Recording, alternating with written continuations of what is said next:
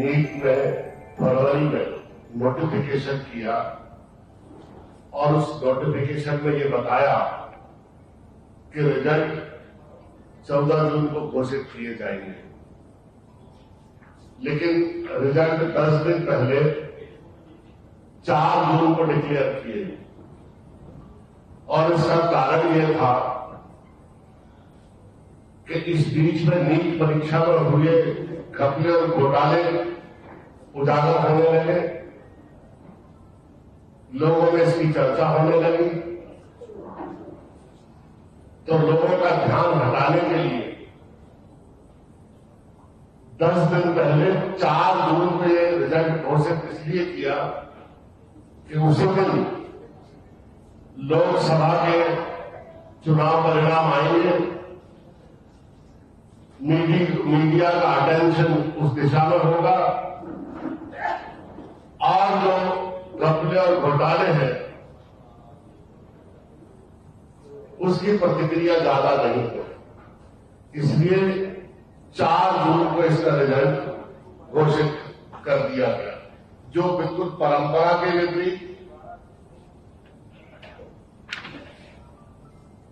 और नोटिफिकेशन के बाद जो तय होता आया है उसके विपरीत था। सबसे इंटरेस्टिंग बात यह है कि इस परीक्षा में जो नंबर देने की पद्धति है उसमें गलत आंसर देने के बाद नंबर काटे जाते हैं। अगर किसी परीक्षार्थी ने पूरे प्रश्न सही किए हैं तो इस परीक्षा की पद्धति के अनुसार उसको 720 अंक प्राप्त होंगे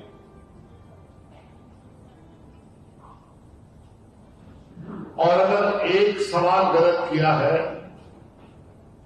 तो 715 नंबर उसको इस परीक्षा में मिलेंगे और एक सवाल अगर छोड़ दिया है तो 716 नंबर मिलेंगे। लेकिन जब इसका रिजल्ट आया तो सबसे दिलचस्प बात यह रही कि एक छात्र को 718 नंबर मिले और एक छात्रा को 719 नंबर मिले। जो पूरे परीक्षा की मैथमेटिकल संरचना है उसके मुताबिक इतने नंबर किसी भी बच्चे को मिल ही नहीं सकते जो इन्होंने दे दिए। और जब इतने नंबर मिले तो मूल्यांकन पद्धति की पूरी पोल खुल गई और बहुत तेज हल्ला जब इसका मचा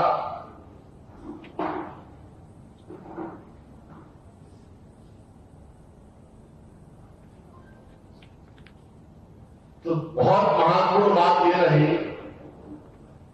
नेशनल टेस्टिंग एजेंसी ने एक ट्वीट किया कि कुछ परीक्षा केंद्रों पर कम समय होने के कारण बच्चे न्यायालय गए, जिसकी समीक्षा करते हुए सुप्रीम कोर्ट ने एक फार्मूला निकाला और जिसके तहत बच्चों को बोनस नंबर दिए गए और नंबर बांट दिए गए। और ये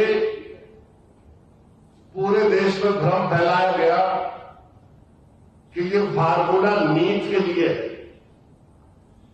जबकि ये परीक्षा लॉ एग्जामिनेशन, जबकि ये फार्मूला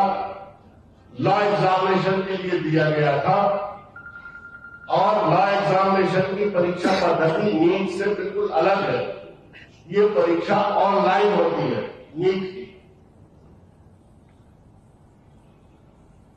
ये इतना बड़ा घोटाला है जिसमें 50 लाख बच्चे परीक्षा में अपीयर होते हैं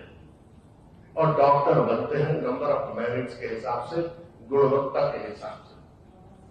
आप सोचिए कि हम इतना गंभीर स्किल्ड मैन पावर एस्टैब्लिश करने के लिए, बनाने के लिए ये परीक्षा लेते हैं जिस डॉक्टर का संबंध हमारे पूरे शरीर से है, हमारी बीमारियों से है, हमारे स्वास्थ्य को लेकर है। अगर ऐसी परीक्षाओं में इस तरह की मूल्यांकन पद्धति होगी, इस तरह की गड़बड़ी होगी, तो हम भविष्य में इस देश के लोगों के लिए किस तरह का मैन पावर प्रोवाइड करेंगे, आप स्वयं ये सोच सकते हैं। ये जो छायाचित्र है उस ट्वीट को लेकर है जो लॉ एग्जामिनेशन के बारे में किया गया था, और इसको बता दिया कि ये नीट एग्जामिनेशन से संबंधित है।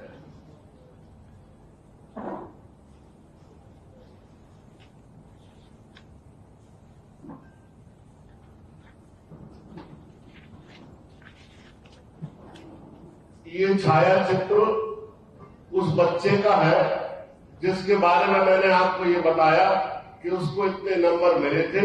लेकिन इस परीक्षा पद्धति के अनुसार इतने नंबर किसी विद्यार्थी को मिल ही नहीं सकते। अंतिम बात मैं आपसे बोलूंगा, उसके बाद चूंकि इस विषय